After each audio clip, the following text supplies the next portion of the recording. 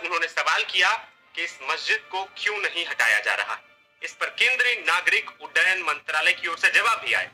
केंद्रीय नागरिक उड्डयन राज्य मंत्री मुरलीधर मोहोल ने समिट के सवाल का लिखित जवाब दिया, लेकिन उन्होंने मस्जिद हटाने के सवाल पर सीधे कुछ भी कहने से इनकार किया। मंत्रालय की ओर से जवाब आया कि कोलकाता एयरपोर्ट पर 2 पैरेलल रनवे, यानी एक प्राइमरी रनवे जो विमान की आवाजाही के लिए आमतौर पर इस्तेमाल होता है, और एक सेकेंडरी रनवे जिसका इस्तेमाल सिर्फ तब किया जाता है जब प्राइमरी रनवे उपलब्ध न हो।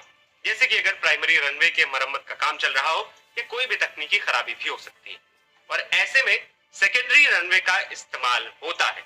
वही सेकेंडरी रनवे जिसकी थोड़ी दूरी पर एक मस्जिद मौजूद है, और इस रनवे के अप्रोच एरिया से 88 मीटर के भीतर ही उस मस्जिद में लगातार नमाज भी पढ़ी जाती है। ये कोई पहला मौका नहीं है जब मस्जिद पर विवाद हुआ हो। कई बार मस्जिद को दूसरी जगह शिफ्ट करने की मांग उठती रही। इससे पहले बीजेपी नेता शुभेंदु अधिकारी ने एयरपोर्ट की सुरक्षा को लेकर चिंता जताई थी और यह भी कहा था कि इसी मस्जिद के कारण एयरपोर्ट का विस्तार भी रुका हुआ है। अब सवाल उठता है कि आखिर मस्जिद एयरपोर्ट के अंदर कैसे आई? दरअसल इस मस्जिद का इतिहास एयरपोर्ट से कहीं पुराना है। स्थानीय लोगों और दस्तावेज ये बताते हैं कि भाखड़ा मस्जिद का निर्माण 19वीं सदी के अंत यानी 1890 के दशक में हुआ था। तब ये पूरा इलाका एक गांव हुआ करता था और वहीं ये मस्जिद स्थित। बाद में 1924 में ब्रिटिश सरकार ने क्षेत्र के पास एक एयरड्रोम विकसित किया।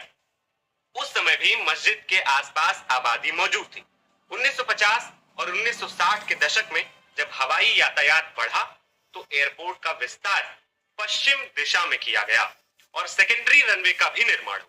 1962 में राज्य सरकार ने इस इलाके की जमीन अधिग्रहित कर एयरपोर्ट अथॉरिटी को सौंपी। उस समय गांव के बड़े हिस्से को खाली कराया गया था, लेकिन मस्जिद ज्यों की त्यों अभी भी बनी।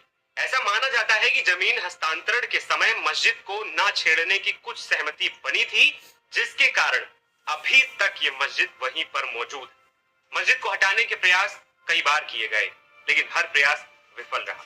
2003 में तत्कालीन केंद्रीय उड्डयन मंत्री शहनवाज हुसैन और पश्चिम बंगाल के मुख्यमंत्री बुद्धदेव भट्टाचार्य के बीच बैठक हुई थी। उस समय भी मस्जिद को दूसरी जगह ले जाने के बजाय रनवे को थोड़ा मोड़ने पर सहमति बन गई, जो हैरान करता है। दैनिक उपयोग के हिस्से से मस्जिद में रोज 50 से 60 लोग ही नमाज अदा करते हैं, लेकिन जब शुक्रवार और रमजान का समय होता है तो इसकी संख्या कई गुना बढ़ जाती है, जो वहां पर प्लेन संचालन में कई दिक्कतें पैदा करती। कहने की जरूरत नहीं है कि यह मस्जिद ऐतिहासिक है, लेकिन जब बात लाखों यात्रियों की सुरक्षा, एयरपोर्ट संचालन की दक्षता और भविष्य के विस्तार योजनाओं पर आती है तो इसका स्थान कई चुनौतियां पैदा करता है। मशहूर लेखिका तस्लीमा नसरीन ने भी इस मुद्दे पर लिखा है कि मुस्लिम समुदाय के नेताओं को आगे आकर मस्जिद को सुरक्षित स्थान पर स्थानांतरित करने का समाधान ढूंढना चाहिए और इससे समाज की सकारात्मक छवि बनेगी। मस्जिद की मौजूदगी को लेकर उठ रहे सवालों के केंद्र में 2 बातें, यात्रियों की सुरक्षा और एयरपोर्ट की संचालन क्षमता। एयरपोर्ट एक हाई सिक्योरिटी जोन है और इसके भीतर किसी भी नियमित सार्वजनिक गतिविधि या धार्मिक स्थल की मौजूदगी को लेकर सवाल उठना तो लाजमी है। आप इस पर क्या सोचते हैं? हमें कमेंट बॉक्स में अपनी राय जरूर बताइए। फिलहाल इस रिपोर्ट में इतना ही।